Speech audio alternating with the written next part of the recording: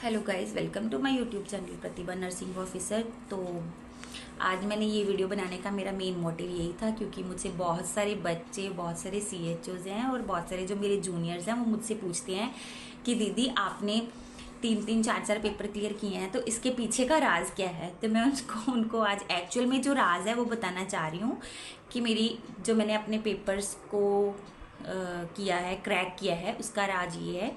Nursing exam content है जो, वो यूट्यूब पे उनका एक चैनल है, वो बहुत अच्छे क्वेश्चंस डालते हैं। वो डेली 5-6-7 क्वेश्चंस वो डेली मैम डालती हैं और वो पढ़ती थी। वो उससे मेरा क्या हो गया, इंटरेस्ट बढ़ने लग गया। तो उसके लिए मैंने अपनी प्रैक्टिस के लिए उनसे टेस्ट सीरीज़ ली। मैंने बोला मैम कि मुझे टेस्ट सीरीज़ दे दो, मुझे प्रैक्टिस करनी होती है। तो ऐसे तो फिर मुझे पढ़ने का मज़ा नहीं आता जब तक हम अपने आप को चेक नहीं करते। अपने आप को इवैल्यूएट करना भी ज़रूरी है। जब हम पढ़ लेते हैं ना, तो हमें अपने आप को इवैल्यूएशन भी करना ज़रूरी है कि हमने क्या पढ़ा है, हमें क्या रिटेन हुआ है, हमें कुछ समझ आया या नहीं आया। तो उनकी भी उन्होंने भी मेरी बहुत हेल्प की थी। तो मैं अपनी जो पूरे दिन में अपना ज़्यादा टाइम पढ़ने में यूटिलाइज़ करती थी, क्योंकि देखो एक मैरिड वुमेन के लिए स्टडी करना भी बहुत एक चैलेंजिंग होता है, क्योंकि हमें घर भी देखना, जॉब भी देखनी, उसके साथ मेरे बच्चे हैं वो भी मैं खुद पढ़ाती हूँ उनको घर पे। तो ये एक बहुत चैलेंज था मेरे लिए। तो बट मुझे ये था कि मेरा एक गोल था, मैंने अपने माइंड में एक गोल सेट किया हुआ था कि मुझे एक गोल पे पहुंचना है। तो वो मेरा गोल यही था कि मुझे रेगुलर जॉब ही लेनी है। तो सबसे पहले मैंने CHO की जॉब की है, वो भी मैंने 3-3.5 साल जो की है अपनी CHO की जॉब।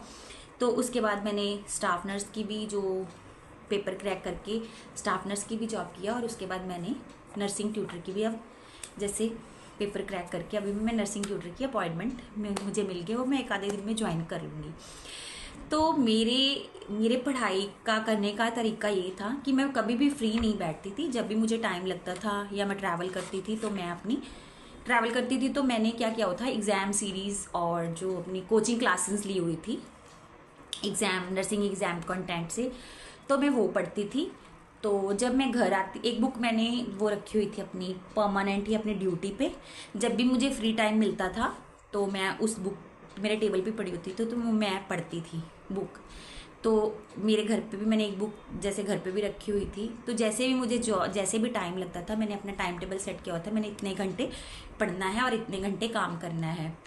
तो जब मैं थक जाती थी तो मैं अपना घर का काम कर लेती थी। जैसे अभी 8:30-9 बजे का टाइम है खाने का, तो मैं क्या करती थी, वो अपना जो यूटिलाइज कर लेती थी अपना टाइम अपने ब्रेक में। तो इस तरह से मैंने अपनी जो स्टडी कम की।